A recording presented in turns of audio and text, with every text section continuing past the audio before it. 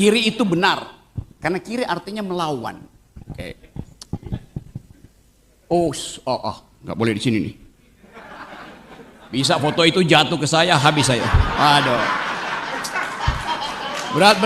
Udah deh. Habis gue pindah sini nih. Hancur nih.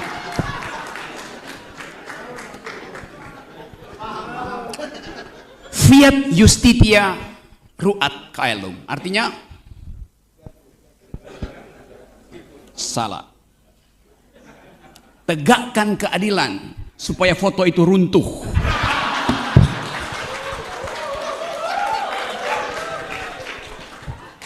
Oke, teman-teman. Tadi saya masuk kampus ini dan bertemu pertama fakultas teknik. Di sampingnya fakultas ekonomi, sampingnya lagi fakultas hukum. Apakah itu sinyal bahwa ada problem di dalam keadilan? Orang belajar teknik itu belajar matematik aja. Belajar tentang konstruksi, fondasi. Fakultas ini urusannya cuma baja dan beton tadi. Saya kebetulan kuliah pertama fakultas teknik jurusan elektro. Lalu ada fakultas ekonomi. Apa urusan ekonomi itu? Transaksi, ada lain.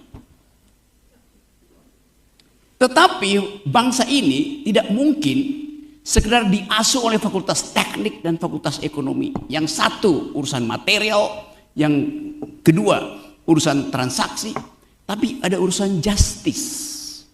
Jadi betul urutannya, teknik diperlukan untuk percepatan pembangunan. Bisnis diperlukan untuk efisiensi supply demand. Saya dulu juga belajar ilmu ekonomi itu. Pada waktu itu saya belajar 3 semester.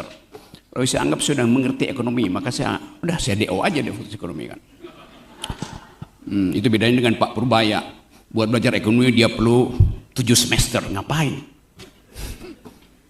Hal yang sederhana. Ekonomi hal yang betul-betul sederhana. Rumusnya.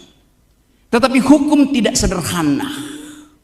Karena hukum mesti mengeksplorasi yang disebut sebagai justice. Dan mesti ada kata final.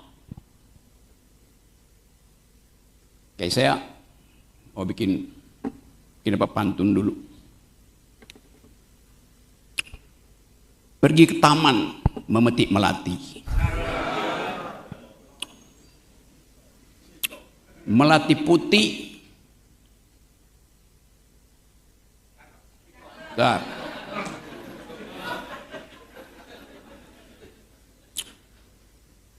Harumnya menyebar. Di ruang kampus tak perlu hati-hati. Karena dijamin oleh kebebasan mimbar. Jadi saya akan bicara tanpa perlu hati-hati. Tetapi di ruang pengadilan harus hati-hati. Karena itu diperlukan security. Di ruang kampus tidak perlu security itu. Apa bedanya court dan academic court? Apa bedanya ruang pengadilan dan ruang kampus? Ruang pengadilan diasuh oleh satu prinsip dalam filsafat namanya causa finalis. Keadilan itu mesti final di dalam putusan hukum. Tapi ruang kampus berlaku prinsip causa temporalis. Tidak ada kebenaran final. Kebenaran sifatnya temporer. Jadi bedanya antara ruang sidang dan ruang kampus, di ruang sidang orang cari kepastian keadilan. Di ruang kampus orang membatalkan kepastian kebenaran. Bisa bedain teman-teman, terutama yang menulis disertasi. Jadi kita ada di dalam upaya untuk melihat mengapa di kampus tidak boleh ada a kind of contempt of academic court. Karena kita menyelenggarakan perdebatan intelektual yang tidak boleh dihalangi oleh apapun. termasuk kekurang ajaran mengucapkan kalimat. Kalau kampus menganggap kebenaran final, maka kampus berubah menjadi neraka. Yang final cuma neraka. Ada kepastian. Surga tidak pernah final karena kita cari di situ. Jadi terlihat betul bahwa ada upaya untuk menyelenggarakan pikiran di kampus paralel dengan menyelenggarakan keadilan di ruang sidang. Ada kebutuhan bersama antara kampus dan ruang sidang. Intervensi kampus pada ruang sidang diterangkan dengan bagus tadi oleh Haris Asrar, yaitu mempersoalkan legal reasoningnya, nalarnya apa, sehingga tiba pada kesimpulan yang memungkinkan orang merasa oke, kami terima keputusan itu. Tapi seringkali justru di situ masalahnya. Ada putusan tanpa legal reasoning, lalu orang marah. Lalu kemarahan itu meledak di ruang sidang. Apakah itu contempt of court? Di situ hakim diminta untuk memaksimalkan logikanya, nuraninya, diskresi hakim diatur di situ. Kemarin saya jadi saksi ahli persidangan saudara Laras, seorang perempuan yang ngamuk di sosial media karena menganggap bahwa penanganan para aktivis itu tidak berbasis pada keadilan. Lalu dia diperkarakan di ruang sidang. Hakim bertanya, apa poin saya sebagai saksi ahli pada kasus itu? Saya bilang, di dalam hukum berlaku prinsip equality before the law. Tetapi itu yang salah dipahami oleh banyak hakim. Equality before the law bukan kita sama di depan hukum. Kita yang berbeda harus mampu mengakses secara sama hukum itu. Itu prinsipnya. Saudara Laras adalah perempuan. Kalau saya melakukan hal yang sama, kemampuan saya untuk berretorika dengan logika yang runtun di depan hakim beda dengan sistem emosi yang ada di dalam cara berpikir perempuan. Jadi kalau perempuan marah, itu artinya dia mengeluarkan energi terbaiknya untuk menuntut keadilan. Basisnya adalah ethics of care. Karena dia care pada keadilan, dia marah di pengadilan. Apakah hakim mau usir dia? Jadi semua yang mencari keadilan tidak sama di depan hukum. Hukum yang harus memberi akses yang sama pada mereka yang berbeda. Itu prinsip equality before the law. Kita yang berbeda harus punya akses yang sama pada pengadilan. Saya laki-laki berpikir rasional, perempuan berpikir emosional. Lalu orang bilang hanya boleh yang rasional masuk di ruang sidang. Riset biologi menerangkan bahwa perempuan di depan ruang sidang dia akan gugup. Karena ruang sidang itu ruang laki-laki. Argumennya mesti rasional tuh. Sementara perempuan tidak didesain oleh alam semesta untuk berpikir rasional karena dia berpikir tentang care. Laki-laki berpikir tentang right. Beda antara ethics of right dan ethics of care. Jadi alam mengatur kita berbeda-beda. Tetapi hukum harus sama memperlakukan kita yang berbeda. Jadi jangan paksa kita sama di depan hukum. Sehingga si Laras mesti berpikir secara rasional tuh. Kalau seorang perempuan dipaksa berpikir rasional, dia akan mengalami dalam ilmu psikologi namanya delirium, kegagapan. Semakin dia gagap, semakin dia panik, semakin dia ingin berteriak. Karena dia ingin mengucapkan a new kind of grammar. Tata bahasanya lain. Itu yang ingin kita terangkan. Jadi hukum bukan sekedar kepastian rasional, tapi kemampuan untuk melihat suasana. Nah, itu intinya. Suasana. Kita bisa pakai bahwa mesti ada semacam cara berpikir yang teratur. Oke. Justice bukan sekedar soal nalar hukum. tapi keinginan untuk melihat akibat dari seseorang. Kalau saya tiba di depan pengadilan, saya berharap seluruh isi pikiran saya dibaca oleh hakim. Lawan saya juga bicara begitu tuh. Jadi dari awal kita tahu bahwa kemampuan kita untuk mendalilkan kadangkala membuat kita arogan terhadap mereka yang tidak bisa mendalilkan. Karena itu perlu pengacara. Pengacara bukan untuk membela klien, membela hukum acara supaya ada kesetaraan argumen di dalam pengadilan. Jadi kalau seorang pengacara bilang ini adalah seorang perempuan, oh tidak, nggak boleh ada urusan gender di depan hakim. Nah, itu hakimnya ngaco.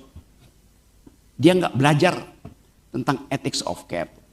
Hakim akan bilang, kan sama, kemampuan rasionalnya sama, kemampuan fisiknya sama. Apakah karena dia lemah? Nanti ada hakim bilang, oh kenapa harus kasih affirmative action? Emang perempuan lemah tuh. Tapi kalau kita belajar biologi misalnya, lebih kuat siapa? Secara fisik, laki-laki dan perempuan. Kalau laki-laki di ruangan ini bisa menstruasi, hari kedua dia pingsan,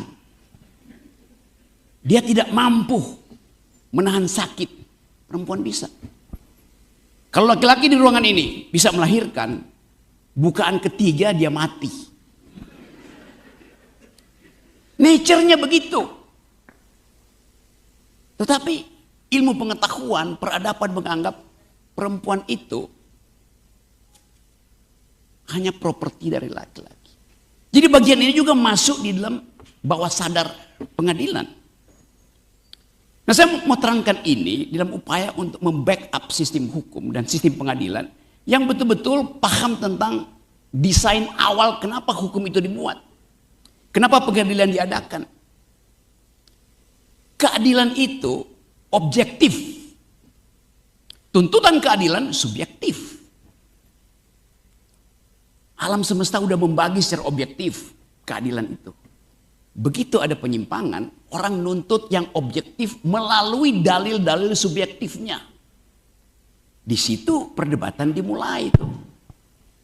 Jadi kalau subjektivisme saya tentang value of justice berbeda dengan dia, saya bisa marah, dia juga bisa marah. Betul tadi yang terangkan oleh Pak Dekan dan Pak Haris, integritas hakim itu ditentukan ketika dia bertatapan mata real dengan suasana di pengadilan. Dia bisa baca, seperti dokter. Kalau ada pasien masuk, dia udah tahu, ini sakitnya main-main doang nih.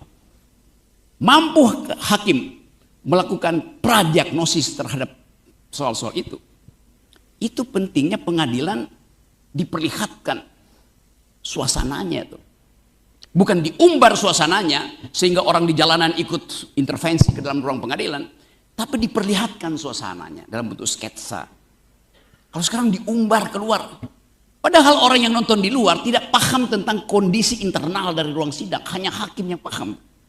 Lalu ada tuntutan balik, tidak adil hakim karena strict justice. Jadi saya mengerti betul kenapa teman-teman, terutama Dr. Arif, menginginkan supaya ada perlakuan otentik di ruang pengadilan untuk menjamin independensi dari pengadilan.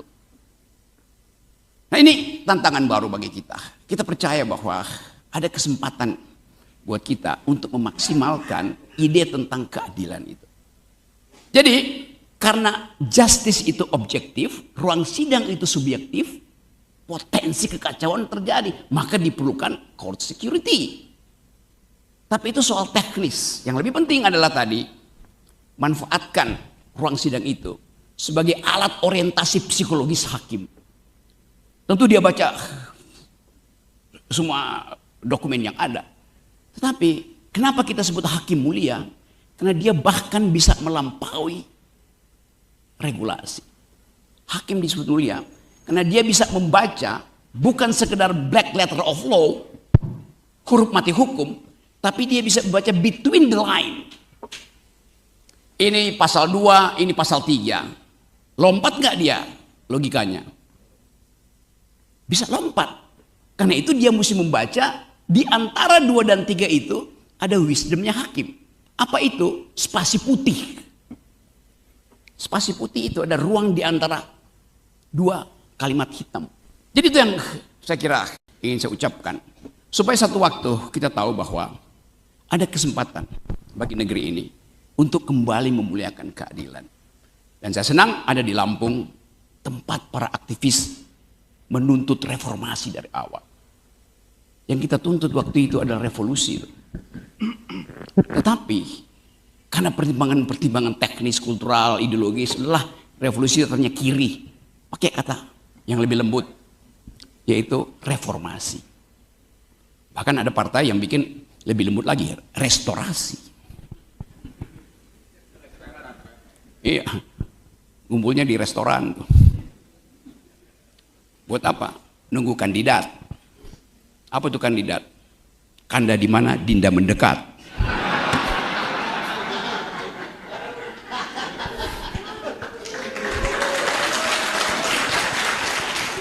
Jadi teman-teman semua, saya ada di Lampung. Kita ingin bicara tentang sesuatu yang kita dalilkan di awal reformasi. Didalilkan oleh Haris Azhar, didalilkan oleh Habib, didalilkan oleh Arif. 98 itu saya bawa mahasiswa saya. Stop kuliah, pergi ke DPR. Saya pimpin sendiri itu. Dihajar sama Brimob. Kita lari ke ruang parkir Atma Jaya. Lompat ke belakang situ, ternyata ada got besar itu. Bajunya kosong. Bukan cuma saya, semua dosen UI saya seret untuk bawa mahasiswanya. Saya ada di situ. Khatib Basri, bekas Menteri Keuangan, dosen FEUI. Gue bilang, "Dek, bawa mahasiswa lu." Syahrir, Dr. Syahrir, juga dosen FEUI. Ciil, kita mau demo. Gue bawa mahasiswa filsafat, Dedek bawa mahasiswa FE, Pak Syahrir bawa mahasiswa S2, S3-nya tuh. Dan saudara Jimmy Siahaan dari Universitas Nasional. Jadi kita punya pengalaman otentik dengan memperjuangkan keadilan tuh. Karena itu, kalau saya marah, ada alasan historis kenapa saya marah. Kalau Haris Azhar ngamuk, ada alasan historis kenapa dia ngamuk. Kalau Habib ngamuk lagi, dan Arif ngamuk lagi, Lampung akan jadi pusat revolusi baru. Itu intinya. Jadi teman-teman, nanti kita bercakap-cakap. Saya percaya bahwa kita punya energi untuk mempertahankan keadilan. Mulai dari Fakultas Hukum Lampung. Kita tahu negeri ini sedang tenggelam. Tapi saya ingin Lampung menjadi pelampung. Terima kasih.